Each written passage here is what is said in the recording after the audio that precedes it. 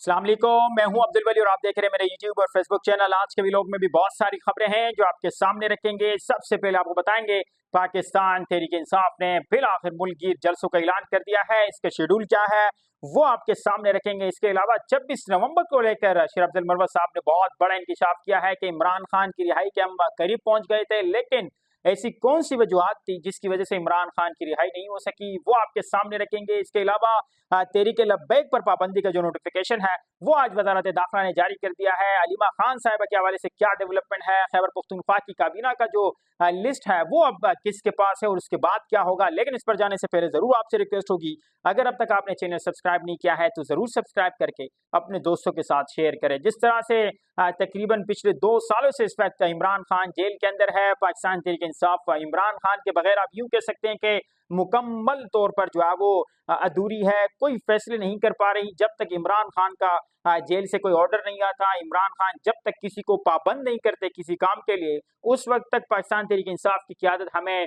किसी भी route map को लेकर चलते हुए नजर नहीं आ रही। और यही वजह है कि अब इमरान खान ने तहरीक तहफ़्फ़ुज़ आइन के प्लेटफॉर्म से जलसों का जो है वो बाकायदा तौर पर अनाउंसमेंट कर दिया है। और गुज़िश्ता रोज जो मुस्तफ़ा नवाज खोखर साहब ने गुफ्तगू की है उनके मुताबिक सबसे पहले जलसा कराची में होगा, उसके बाद पाकिस्तान तहरीक इंसाफ रुख करेगी हैदराबाद का, इसी तरीके से फिर कोयटा में जलसा होगा, लाहौर में मीनार पाकिस्तान पर जलसा होगा, पिशावर में जलसा होगा, गिलगित बल्तिस्तान में पाकिस्तान तहरीक इंसाफ पावर शुरू करेगी और इसी तरह से कश्मीर का भी पाकिस्तान तहरीक इंसाफ रुख करेगी और वहां पर भी बहुत बड़े जलसों का इनेकाद करने पाकिस्तान तहरीक इंसाफ बाकायदा तौर पर जा रही है। और इस तमाम तर जलसों में तहरीक तहफ़्फ़ुज़ आइन की जो क़यादत है, जिसमें अलामा राजा नसीर अब्बास साहब है, महमूद खान अचकज़ई साहब है, दीगर जो इस वक्त अपोजिशन की जमातें हैं जो इमरान खान साहब के साथ खड़ी है, वो तमाम तर इस जलसों में उनकी क़यादत भी मौजूद होगी, उनके वर्कर्स भी होंगे, वो अपने साथ जो है वो अपनी अपनी जमातों के झंडे भी लेकर आएंगे। जिस तरह माजी में पीडीएम बनी थी, उसके बाद हमने देखा कि उनकी तरफ से भी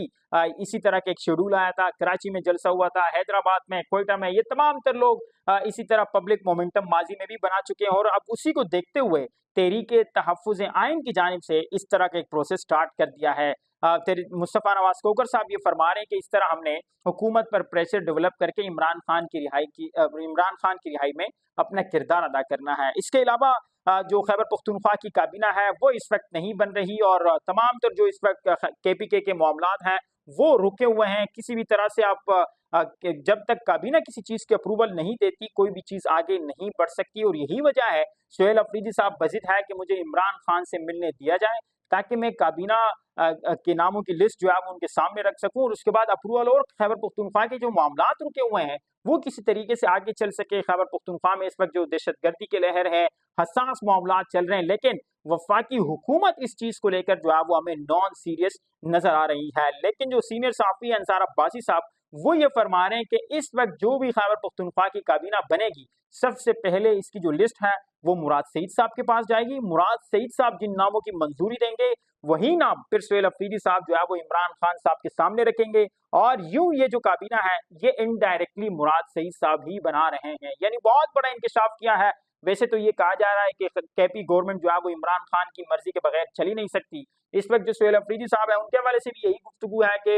उनका नाम भी मुराद सईद साहब ने अप्रूव किया था और अब जो काबीना के हवाले से गुफ्तगू है उस पर भी यही सवालात उठ रहे हैं कि ये काबीना के नामों की जो मंजूरी है ये मुराद सईद साहब देंगे और उसके बाद ही जाकर जो है वो इमरान खान साहब के सामने ये लिस्ट रखी जाएगी। लेकिन जो लेटेस्ट डेवलपमेंट है वो ये है कि अब से कुछ देर कबल राना सनाउल्लाह साहब ने इस बात की तस्दीक की है कि पीर के रोज सोहेल अफरीदी साहब की बाकायदा तौर पर जो है वो इमरान खान साहब से मुलाकात करवाई जाएगी। साफी ने उनसे सवाल किया कि अब तक क्यों नहीं करवाई जा रही थी, उस पर उनका ये कहना था कि जब 2 मुलाकातें नहीं करवाई गई उसका बैकग्राउंड ये था कि जिस तरह हल्फ के बाद उनकी जानिब से ये कहा गया था कि इसकी अब की बार जो है वो मैं इश्क इमरानी में मारा जाऊंगा। और राना सनाउल्लाह साहब ये फरमा रहे थे कि हमने उनको बताना था कि इतनी हवा में जो है वो नहीं उड़ा करते हैं, जमीन पे पैर रखें और आप आए हमसे बात करें, मामलात को मिलकर लेकर चलते हैं। इसके अलावा 26 नवंबर के हवाले से शेर अब्दुल मरवत साहब ने बहुत बड़ा इंकशाफ किया है।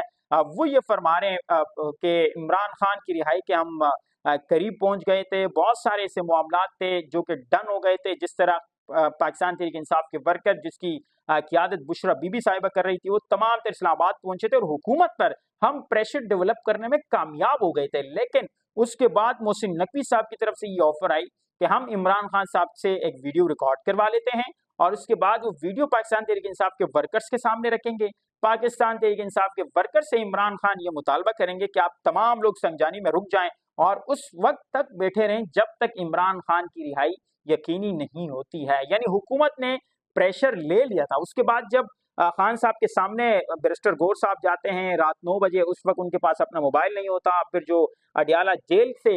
सुप्रिटेंडेंट किसी और को कहते हैं कि आप अपना मोबाइल देते, लेकिन खान साहब ने उस वक्त मोबाइल लेने से इसलिए मना किया कि ऐसा ना हो कि फिर जेल की जो इंतजामिया है वो इसमें एडिटिंग करे, मेरी जो खास गुफ्तगू है उसको कहीं ना कहीं कट करके अपने मकासद के लिए इस वीडियो को इस्तेमाल करे। फिर ये भी गुफ्तगू थी कि खान साहब लॉकअप के उस तरफ होंगे, इस तरफ होंगे। फिर बैरिस्टर गौर साहब ने कहा कि यार लॉकअप के उस तरफ होते हैं और वीडियो बनाते हैं तो इससे तो मजीद इश्तिहाल चलेगा, मजीद पाकिस्तान तहरीक इंसाफ के जो वर्कर्स हैं वो गुस्से में आएंगे। लिहाजा ये जो वीडियो रिकॉर्डिंग है ये हम सुबह 9 बजे पर ले जाते हैं, लेकिन रात में आपको याद है कि 3 जो रेंजर्स के जवान हैं उनकी शहादत हुई और उसके बाद ये जो मामला है वो वहीं का वहीं रुक गया। और खान साहब से शरफ अफजल मरवत साहब ये फरमा रहे हैं कि खान साहब की इस वक्त यही ऑफर है कि अगर मुझसे किसी ने बात करनी है तो मैंने मोहसिन नकवी के अलावा किसी से बात नहीं करनी। आप सब जानते हैं कि मोहसिन नकवी का जो मतलब है वो डायरेक्टली और इनडायरेक्टली जो है वो स्टैब्लिशमेंट है। आज अलीमा खान साहबा के हवाले से अदालत ने बहुत बड़ा फैसला किया है। 26 नवंबर का ये केस है। दफा 144 का जब निफाज था उसके बावजूद भी वो इस्लामाबाद डी चौक पहुंची थी और उन पर यह इल्जाम है कि उन्होंने 144 की खिलाफ वर्जी भी की है और पाकिस्तान तहरीक इंसाफ के वर्कर्स को वहां पर जो है वो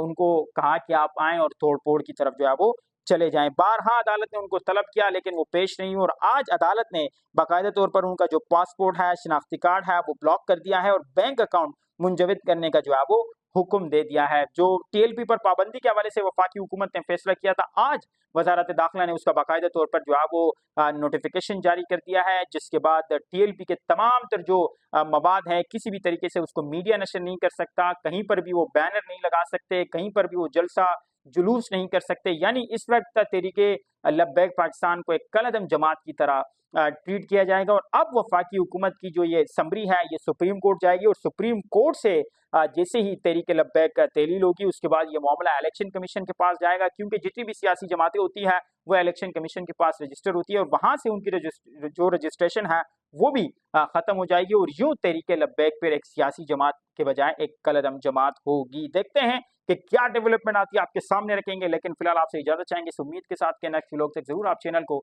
लाइक करके सब्सक्राइब करके शेयर करेंगे। Thank you.